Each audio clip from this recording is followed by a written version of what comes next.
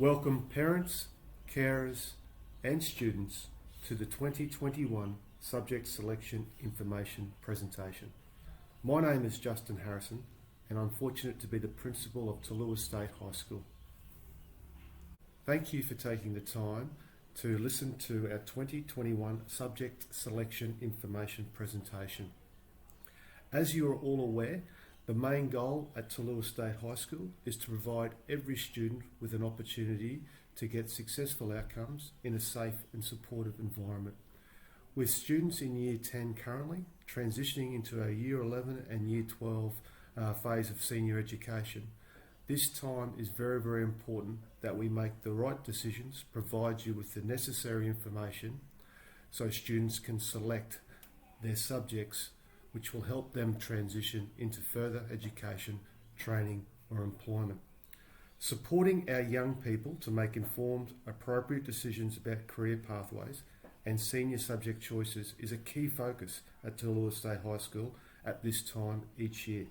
Planning future pathways is an exciting phase of our education journey for our students, and the following information that you will soon listen to will provide you with a range of options and information that our senior students at Tallulah State High School need.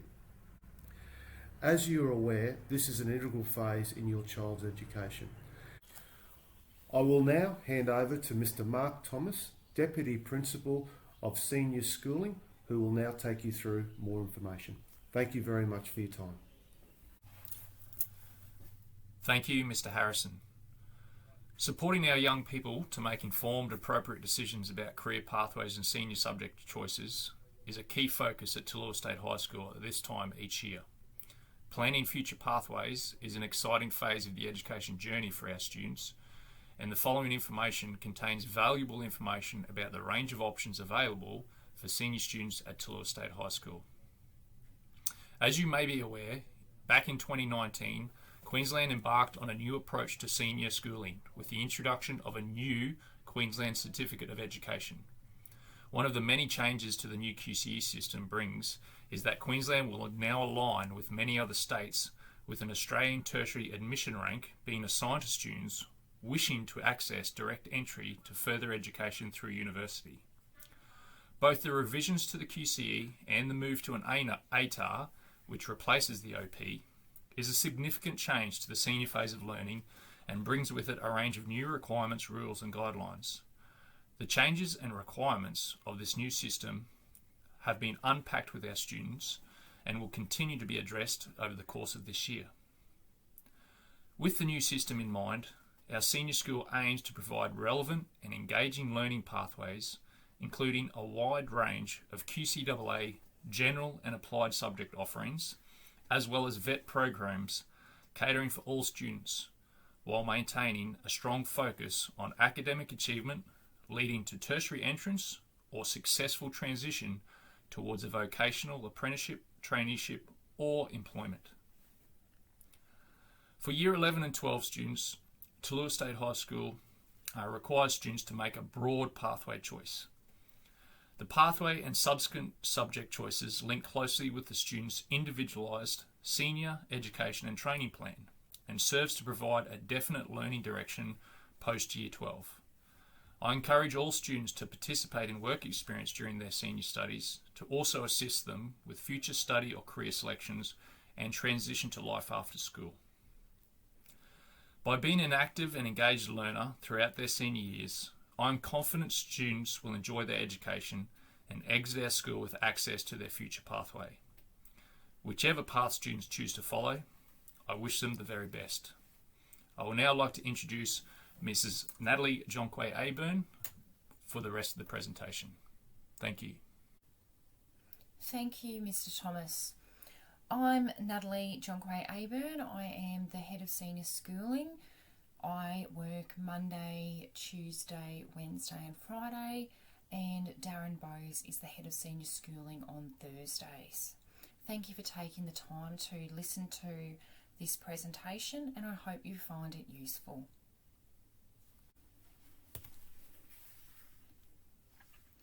There are several pathways for students after Year 10 at Tallulah State High School, As you can see, one pathway is to remain at Tallua, successfully complete Year 11 and 12 and receive a senior education profile. So that involves either 6 school subjects or 5 school subjects and off-site program, for example, CQ University, Equip, Lashar, or a school-based apprenticeship or traineeship. Students alternatively can leave Tallua at the end of Year 10 and transition into further study or work or training. Students who successfully complete Year 11 and 12 will receive either a QCE, so the Queensland Certificate of Education. As we'll go into further shortly, there are a range of requirements to gain a QCE. Or for students with identified learning disabilities, they will receive a QCIA, a Queensland Certificate of Individual Achievement. Students may also elect to complete other qualifications. For example, they may choose to select subjects to allow them to gain an Australian Tertiary Admission rank. They may choose to complete a VET certificate or to do a school-based traineeship or apprenticeship. The Queensland Certificate of Education requires several things for students to be able to gain a QCE. Students need a significant amount of learning. That's 20 credits, with 12 of these credits from completed core courses. And I'll go into more detail about that shortly. Students must have a set standard of achievement, so students must receive a C or better for subjects to receive credit. So they must pass to receive credit. And they also must be able to tick off their literacy and numeracy requirement, which means they need to pass in one unit of any maths or English subject. There are a lot of programs that contribute credits towards a QCE. This includes CQU VET courses, school VET courses, school-based apprenticeships and traineeships. QCE credit towards a student's QCE accrues progressively. So that means as students move through Units 1 and 2, they receive QCE credit as they successfully complete units, and then Units 3 and 4 are paired, which means students receive credit cumulatively for Units 3 and 4. So as you can see, Unit 1, if the student passes the unit, they will receive 1 QCE point for it, the same as Unit 2. Units 3 and 4 go together, so students must pass Unit 3 and 4 together to receive the 2 QCE points. They must also have 12 credits from completed core. So core subjects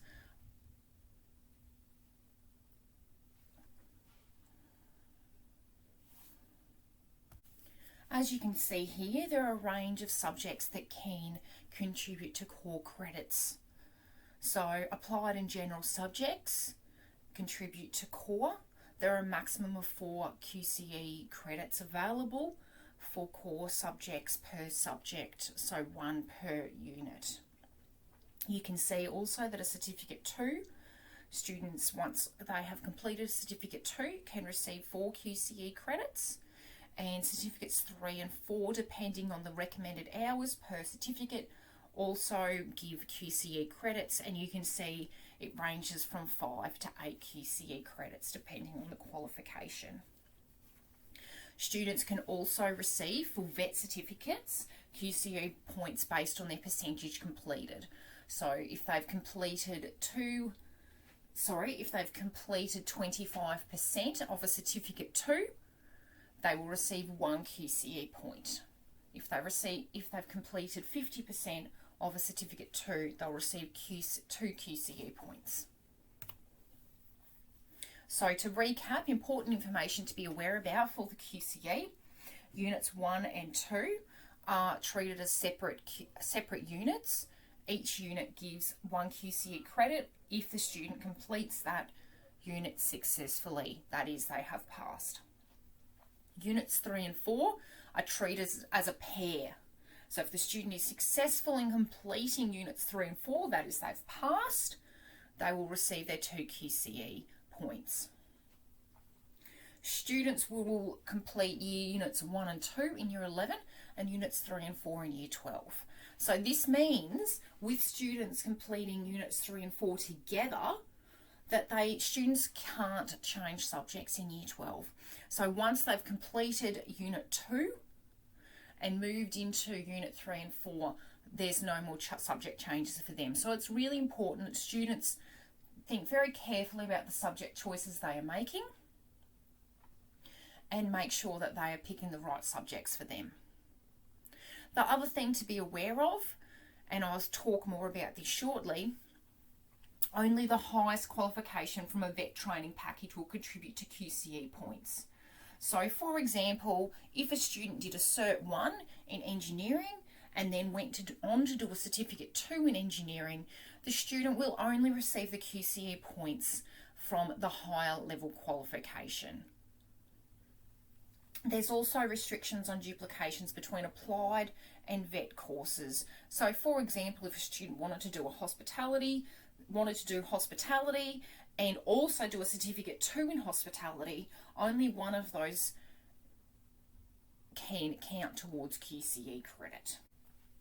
So as you can see here, here's the duplication in a table. So you can see the applied subjects there. So for example, at our school, we offer sport and recreation.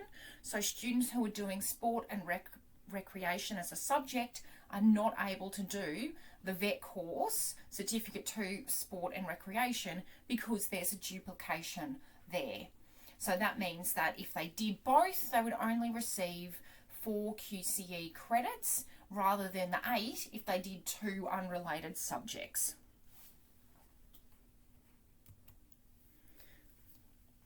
Something else which we've touched on briefly is students need to have literacy and numeracy to receive their QCE. So as you can see in the table, if students do Essential English or English at our school, they will be able, and they pass, they will be able to receive their literacy. If they complete Essential Maths, General Maths, Math Methods, Specialist Maths, so that is they complete 1 unit and pass it, they will be able to receive their numeracy.